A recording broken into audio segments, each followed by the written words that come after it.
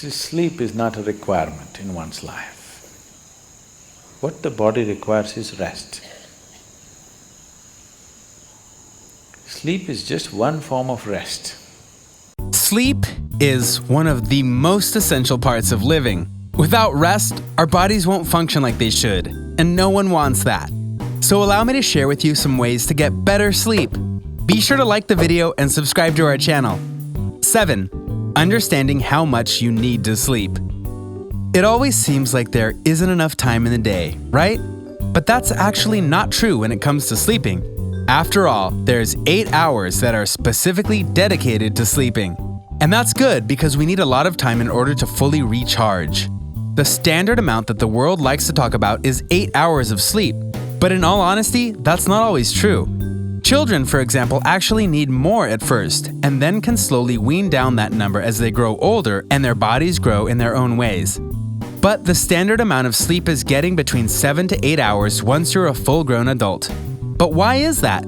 It's because your body actually goes through cycles when it sleeps, which is why a nap is refreshing but not equal to a full night's rest. Your body goes through all sorts of phases when it's sleeping, and only through dedicated deep sleeping can your body fully recharge. So, one of the most basic ways to ensure that you get a good sleep is to make sure that you're getting the proper amount of it. Now, to be fair to you and your busy life, you don't have to do this every night, but you should aim for that goal. Getting enough sleep is crucial in many aspects, so understanding how much your body needs is important. 6. Set your body to a schedule. The word routine often gets a bad rap when it comes to how it defines your day. But in truth, having a routine when you sleep in regards to when you go to sleep is very beneficial. And not just in the sleep department. So, let's say you're like many people in the world who have a 9-to-5 job. Okay, so let's say it takes you 30 minutes to get to work. That means you leave at 8:30. And now, let's say you need about an hour to get fully ready for work. So that means you'll wake up around 7:30. You follow? Now, if you keep the 7 to 8 hour sleep rule like I mentioned earlier, that means you need to go to bed between 11:30 p.m. and 12:30 a.m. For the sake of argument, let's just do 11:30. By knowing that you need to be in bed at this time to get your proper amount of sleep, you're not just setting a reminder for your mind, you're setting it for your body. Your body is a finely tuned organism, but it's also one that understands routine and structure. Kind of like how it knows you eat around noon for lunch, but then when you miss it, your stomach growls. Same principle here. If you train your body to be ready for sleep by this point in time, you'll find yourself going to sleep much easier. And your body will already be getting tired by the time 11:30 approaches. Now, granted, life is rarely so simple so as to let you keep your schedule all the time. And I know that, but that's not the point. A few days off the schedule won't hurt you as long as you get back on it as soon as possible. But for long-term health and good sleep, try and set yourself a schedule and do everything you can to maintain it. 5. Sleep position. So, what position do you sleep in at night? It's not a trick question, and the answer honestly depends more on the person than anything else. But, as many will tell you, if you go to bed in one position, there's a really good chance you'll find yourself waking up in an entirely different position. And there are even psychological studies done to show why we sleep in certain positions. But the obvious question is there a position that we should try and sleep in every night? Well, like all science, it honestly depends on who you talk to. There's one cardiologist who swears that as long as you don't have heartburn, you should sleep on your right side. This allows your heart to beat at a slower rate. It improves your cardiac flow and helps your breathing. Heartburn disrupts this, and thus why you shouldn't be in this position if you have it. In contrast, one sleep organization notes that sleeping on your back is actually the best because it doesn't put any additional pressure on the rest of your body. Which, if you think about it, they're right. Lying on your side puts pressure on your arms, among other things. But if you're a chronic snorer, then this position actually makes you louder and thus more annoying if someone is with you in bed. But the critical don'ts of sleep position is not to scrunch up your legs, as that hurts the flow of your blood and oxygen, as well as to not sleep on your stomach, because it's actually an awkward position for your body and can result in you getting severe headaches in the morning.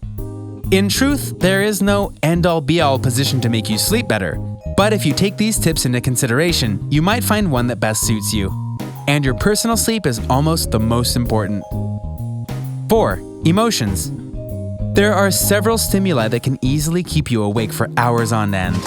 Loud noises, unfamiliar sights and sounds, and more. But regarding things you can control, Your emotions are one of the biggest things that can keep you awake.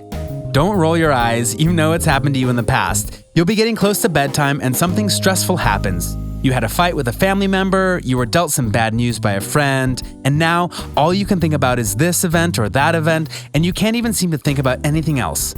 Working out a solution to your emotional turmoil that you now have is crucial to getting to sleep, and getting good sleep. Because the last thing you want to do is to have your whole body going through turmoil just because you can't shut your brain up. Fear is another thing that can cause you to stay awake, whether it's thinking of a scary movie you just watched, or fearing you'll forget something for an important day tomorrow. That will also keep you awake, and thus ruin your sleep. Some simple tricks are to take deep breaths, and to say positive things about yourself or the situation you're in. If you believe it, your mind will too, and you'll slowly sink into sleep. But the most important thing is to not focus on what has happened to you. Think about the positive things, think about encouraging things. For just as negative emotions will keep you away, positive emotions will help you go to sleep faster. Or if that all fails, try literally to think about nothing. Focus not on your thoughts, but on the empty noise and the silence of your room. That can help you get to sleep as well, for the sound of nothing can actually be very soothing to some. Your mind is a powerful thing, and knowing how to calm it down is a big part in getting a good sleep. 3. Perfect temperature. Is there anything worse than being in a room that is too hot or too cold, especially when you're trying to relax or sleep? While it's true that your bed is meant to keep you comfortable, it's also true that having the room around at the perfect temperature to sleep is also vital. Granted, not everyone can do this, as some people prefer different temperatures and some places honestly don't have controllable heat. But if you can, you'll find yourself getting to sleep much faster. But what is the recommended temperature? According to scientists, 60 to 67 degrees Fahrenheit is recommended. Why is that though? It honestly has to do with what our body does when we sleep. For not only does many of our body functions slow down or stop, our temperature within our bodies actually decreases. Didn't know that, did you? Well, it does, and going to between 60 and 67 degrees Fahrenheit is actually proven to help bring you into deeper sleep faster because it's harmonizing with your own body temperature. Now, as we stated, not everyone has control over the temperature of their rooms, but there are solutions to that. There are mattresses that allow you to adjust the temperature of them. There's also the option of a heating pad. This could also help. Either way, making sure your room is comfy is just as important as making sure your bed is comfy. Speaking of which, 2. Getting the right mattress. Come on, we've all slept on beds that we instantly regretted sleeping on because it was too soft, too lumpy, too hard, or not hard enough. While your growing body might not mind certain beds when you're young, the older you get, the more you need to tailor your experience to perfectly suit your needs. And your needs are to be comfy when you sleep.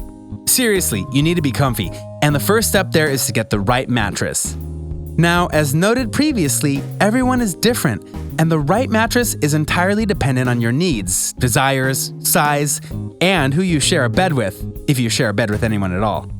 Either way, the right mattress is key, and that's why there are bunches of brands of mattresses out there to help you get through the trials of finding the one that's right for you. But why is that so important? Well, just like how every literal human body is different, what you find comfortable is different.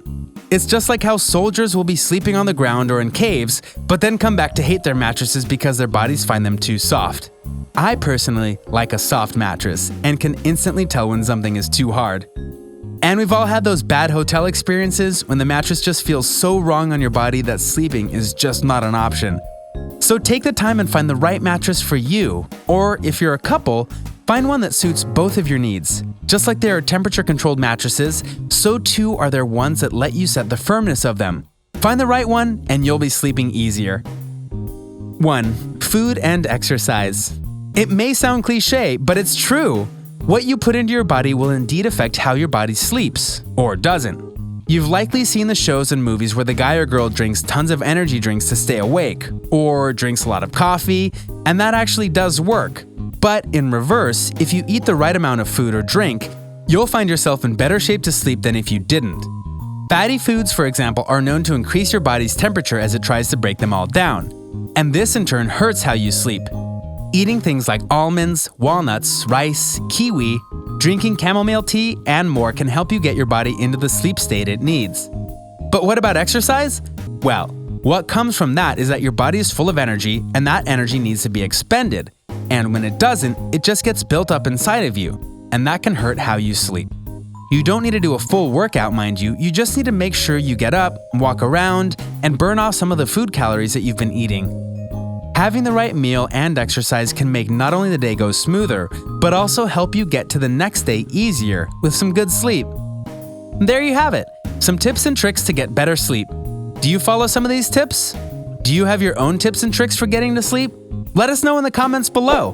Be sure to subscribe, and I'll see you the next time on the channel.